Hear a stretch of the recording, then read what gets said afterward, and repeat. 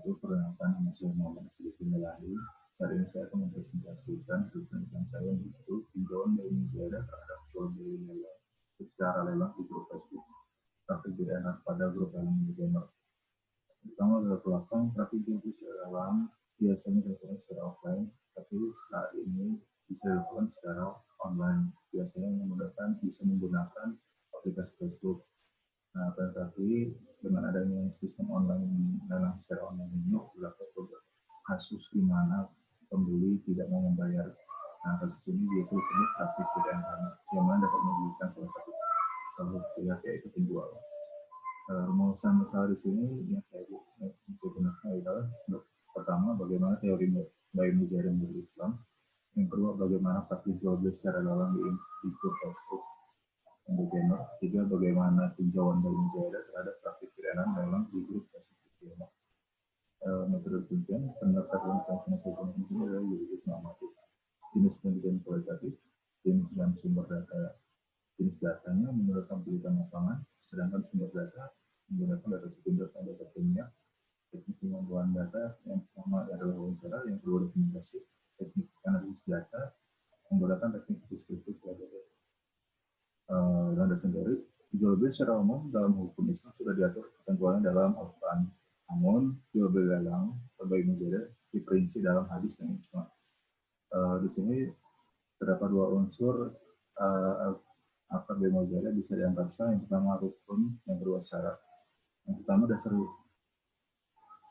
hukum beli mujahadah. Yang pertama yaitu Al-Quran surah Al-Baqarah ayat 275, An-Nisa ayat 29, hadis riwayat Abu Daud dalam kitab Fikih Mazhab Syafi'i.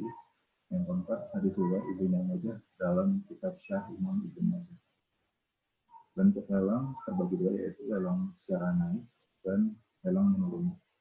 Kemudian, pertama kali yang perlu dianalisis adalah bagaimana akad beli mujahadah yang terdapat dalam praktik jual beli dengan sistem lelang di jejaring sosial Facebook dalam grup lelang di gamer. Bentuknya suatu akad yang sah dan mengikat haruslah terpenuhi rukun dan syarat akad tersebut.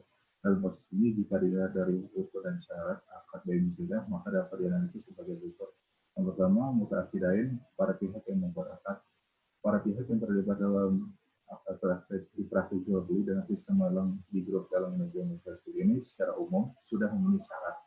Karena yang pertama, mereka sudah boleh membacakan harta, yaitu merdeka, mukallaf, dan pandai, tidak cacat mental atau gila. Selanjutnya, mafhum alaih, objek di sini berupa seperti video game, digital game, voucher game, aksesoris game, barang antik game, dan lain sebagainya. Barang yang dijual dalam jual beli ini adalah bukan termasuk barang yang dilarang untuk diperjualbelikan, seperti memperjualbelikan barang yang dihukumi najis oleh agama atau syarat, seperti kotoran, bangkai binatang, khamar, berhala, ataupun darah. Jadi dapat disimpulkan bahwa objek akad di sini tidak menyalahi syarat dan memenuhi syarat-syarat objek akad dalam jual beli ini.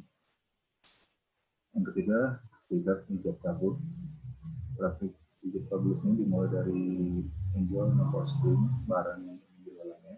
Kedua, pembeli yang melakukan bid. Setelah ditentukannya pemenang lelang, penjual akan menghubungi pembeli.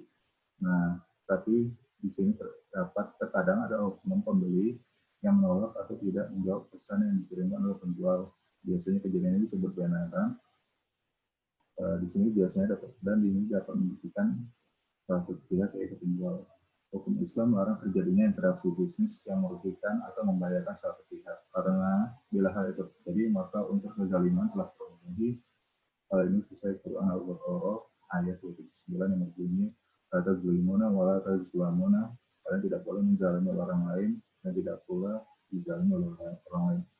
Maka sikap ijab kabul ini tidak terpenuhi dikarenakan praktik pidana tersebut. Sekian presentasi saya. Mohon maaf bila ada kekurangan. Wassalamualaikum warahmatullahi wabarakatuh.